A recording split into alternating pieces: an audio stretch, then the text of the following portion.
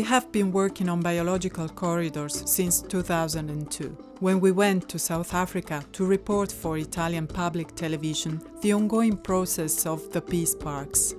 These parks began to be renowned thanks to the Peace Parks Foundation, an organization supported by Nobel Prize Mr. Nelson Mandela. Its aim is to facilitate the establishment of transfrontier conservation areas in order to support sustainable development, together with the conservation of biodiversity, and last but not least, regional peace and stability.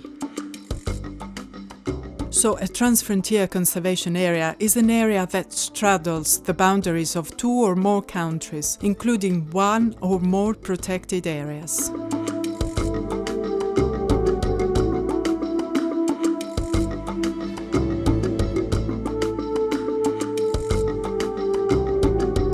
As you can see in the map, in 10 years' work, the Foundation set 14 transfrontier parks in southern Africa, beginning from Galagadi Transfrontier Park in 2000, between South Africa and Botswana.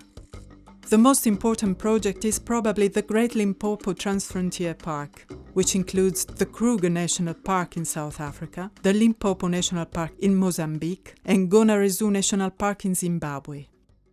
The total surface area is about 35,000 square kilometers, and in the future it will cover 100,000 square kilometers, the world's greatest animal kingdom.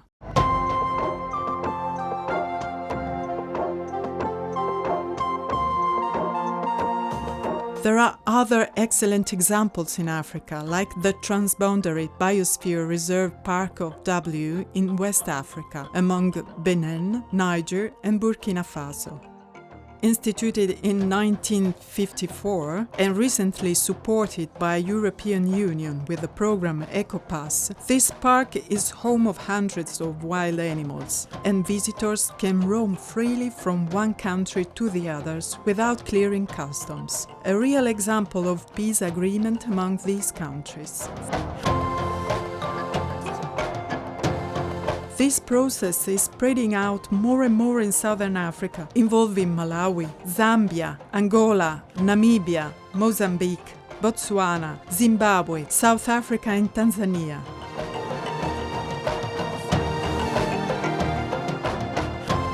In 2002, when we went to South Africa to report this ongoing process, we discovered that it was not just a matter of national parks and protected areas, but even of private reserves. The owners of these reserves were more and more discovering that it was much more profitable to switch their properties to game farming, where the wild species can grow in freedom, rather than cattle farming.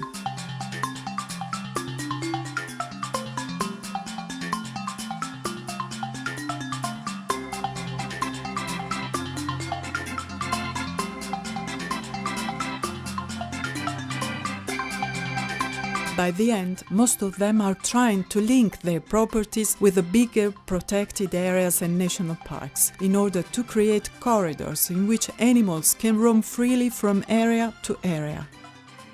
So, repopulating protected areas and private game reserves is now a new business in Africa.